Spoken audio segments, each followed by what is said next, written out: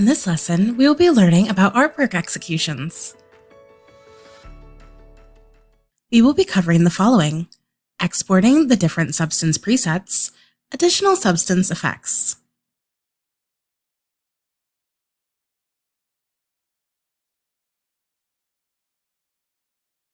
When we add an artwork or a trim to a garment, we can apply a variety of substance presets to that element.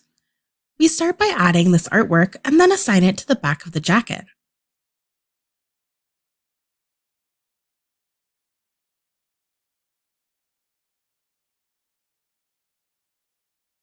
After assigning the artwork, we change the material mode to substance.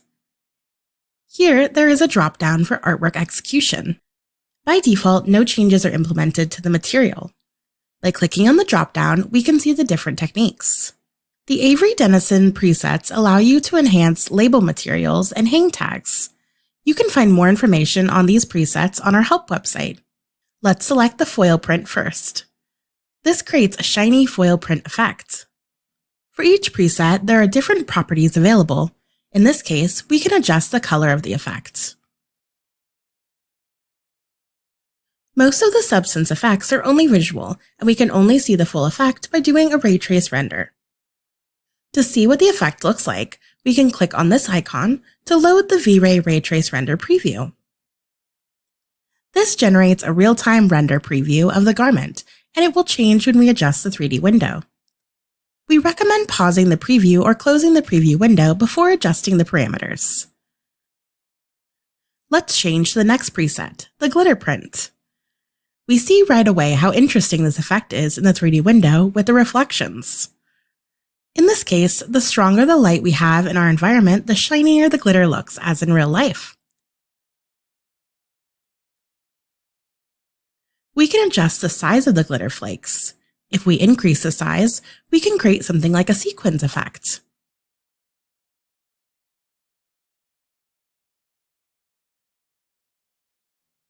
We can change the randomness of the positioning of the flakes. The higher the value, the more randomly the flakes are distributed. Let's have a look at the V-Ray preview window.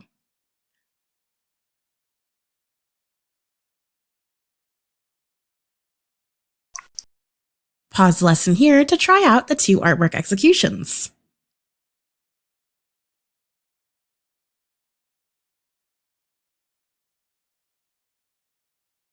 We can assign this artwork to the pocket of the jumpsuit.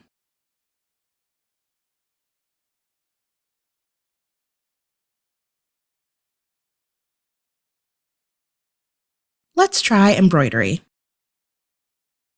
The embroidery parameters allow us to adjust the following: the density of the threads, the width of the thread on the outline of the artwork, how thick the thread is, the height of the artwork. Additionally, if we disable Fill Texture, this only fills the outline of the artwork with the embroidery effect and not the fill area. We can also use a custom color for the outline texture.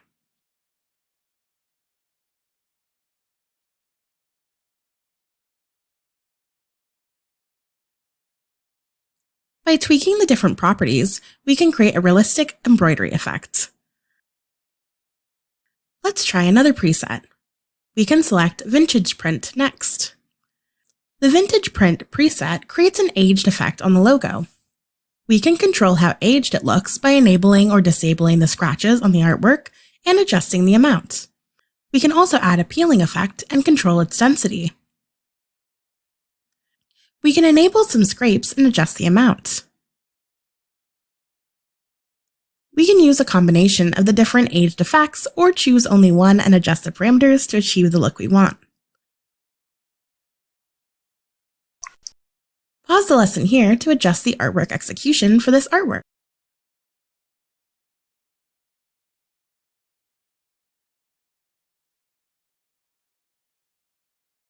Next, we can create an embossed effect on the other side of the pocket.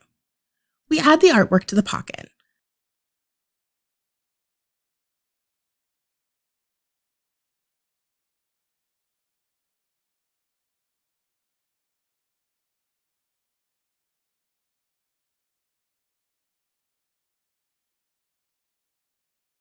Then adjust the artwork execution to emboss. This creates a relief effect that pushes the artwork area out of the garment.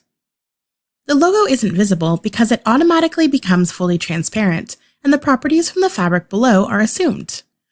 Since this effect is only visual and there is no actual relief on the fabric, we can only see the full effect with the V-Ray ray trace render. We can adjust the roundness of the edges. The height of the artwork measured upwards from the fabric base.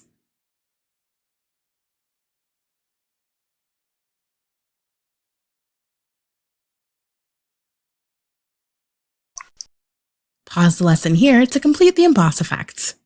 You can also spend this time to explore the different presets available.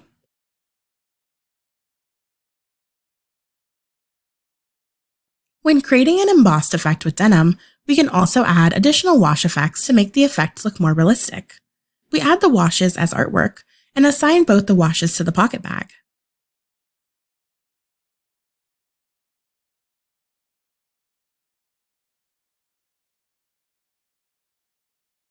In order to align the trim images to the washes, we change the material mode to PBR first.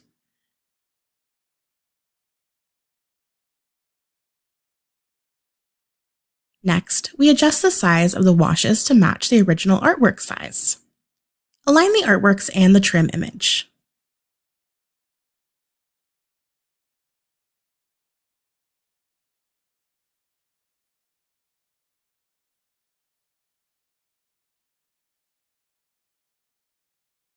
We adjust the material blending mode and transparency of the washes.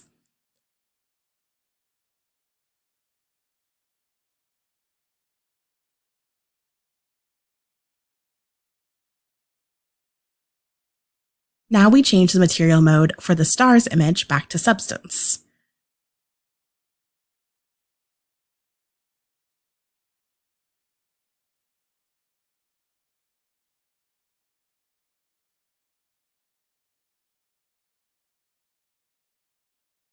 We can adjust the washes further and view the effects in the Ray Trace rendering preview window.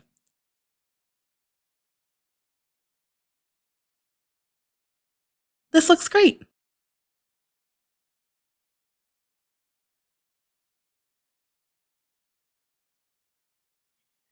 If we'd like to add additional custom presets from Substance, we can import them here. To do this, you do require having access to the Adobe Substance 3D Assets platform. For that, you only need to have an Adobe account. This gives you access to a portion of the assets available. If you'd like to learn more about Substance artwork execution effects and how to add additional Substance materials, follow the link in the lesson summary to our 301 Materials course. In this video, you've learned how to use artwork executions to create a variety of effects for artworks and trims.